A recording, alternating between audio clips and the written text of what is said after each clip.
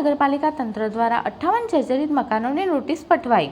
દર વર્ષે અંકલેશ્વર નગરપાલિકા દ્વારા જર્જરિત ઇમારતો, બિલ્ડિંગ અને મકાન ધારકોને નોટિસ આપી મકાનો ઉતારી લેવા માટે નોટિસ આપે છે, ત્યારે ચાલુ વર્ષે પાલિકા તંત્ર દ્વારા 58 જેટલા જર્જરિત મકાન માલિકોને નોટિસ આપવામાં આવી છે। પાલિકા દ્વારા સર્વે કરી અત્યાર સુધી 58 નોટિસ બજાવી છે।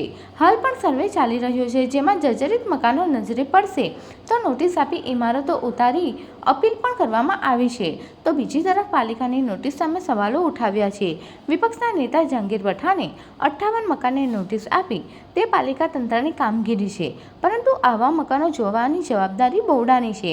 બોવડા અસ્તિત્વમાં આવ્યું છે ત્યારથી કોઈપણ જાતની પરમિશન કેટલી લેવામાં આવી છે, કોણ પરમિશન વિનાનું છે? જે કાચા મકાનો છે તેઓએ ઉપર પાકા કરી નાખ્યા છે। જો મકાન જર્જરિત નહીં થશે તો શું થશે તે જોવાનું કામ બોવડાનું છે।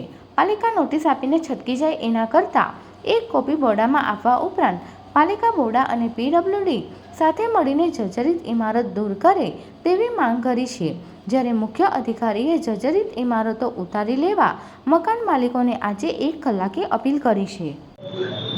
ગુજરાત નગરપાલિકા અધિનિયમની કલમ નંબર 182 અન્વયે અંકલેશ્વર નગરપાલિકા દ્વારા શહેરી વિસ્તારમાં સર્વે કરતા 58 બિલ્ડિંગોને જે જર્જરિત છે એમને નોટિસો આપવામાં આવેલ છે। હાલ પણ સર્વેની કામગીરી શરૂ છે, એટલે જે મિલકતો જર્જરિત હશે તેમને નોટિસ આપવામાં આવશે અને ખાલી કરાવવા માટેના પ્રયત્નો કરવામાં આવશે। સર, નોટિસ તો વર્ષોથી અપાઈ પણ કોઈક આગળ એક્શન લેવાતા નથી, તો આ વખતે લેવાશે કે જે અન્ય દુર્ઘટનાઓ બને છે એની રાહ જોવાશે? નોટિસ આપીને અંકલેશ્વર નગરપાલિકા કાર્યવાહી કરશે, પરંતુ જે ખાલી કરાવવા માટેનો પ્રશ્ન છે એમાં એક નગરપાલિકા હેન્ડલ કરી શકે એમ નથી, કારણ કે લોકોને રહેવા માટે કોઈ વૈકલ્પિક વ્યવસ્થા હોતી નથી, એટલે જે મિલકત ખાલી કરાવવાનું બહુ અઘરું કામ હોય છે। અંકલેશ્વર નગરપાલિકાએ આજે મારા નોલેજ પ્રમાણે 58 જણાને જર્જરિત હાલતની અંદરમાં મકાનો છે તેની નોટિસો આપી છે। ખરેખર નોટિસ આપવા અંકલેશ્વર નગરપાલિકાના હક પર છે, પણ આવા બાંધકામોને જોવા માટેની પરિસ્થિતિ બોવડાની છે। જે બોવડા જ્યારથી અસ્તિત્વમાં આવ્યું છે ત્યાર પછી કોઈ પણ જાતનું પરમિશનો કેટલી લેવાય છે, કોણ પરમિશન વગરનો છે, જે કાચા મકાનો છે તેના પર પાકા ઉપર બારીયા ચડાવી દેવામાં આવ્યા છે, એ જર્જરિત બી થશે તો શું થવાના છે? એટલે બોવડાએ બધી પરિસ્થિતિની અંદર જોવાની વસ્તુ છે। અંકલેશ્વર નગરપાલિકા લીપાપોતી કરવા માટે એક નોટિસ આપી દે, નોટિસ આપ્યા પછી શું થાય, શું થવાનું છે?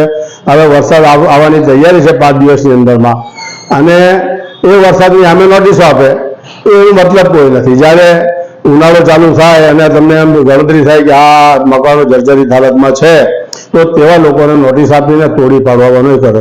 અને બોવડા સાથે નગરપાલિકા કનેક્ટિવિટી રાખવી પડે કે એક નોટિસ જે સામેવાળા જર્જરિત હાલતની અંદરમાં છે તેને આપી તો બોવડાને પણ એની કોપીની નકલ આપવી જોઈએ, અને બોવડા નગરપાલિકા અને પીડબ્લ્યુડી સાથે લઈને જો સામેવાળો વ્યક્તિ નહીં તોડે તો એમણે તોડવાની કાર્યવાહી કરવી જોઈએ, એટલું મારું માનવું છે।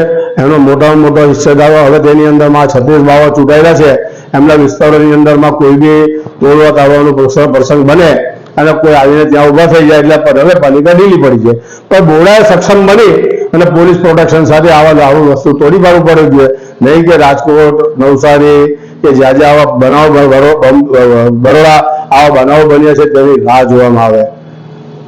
જય હિન્દ, જય ગરવી Gujarat. Subscribe now and press the bell icon.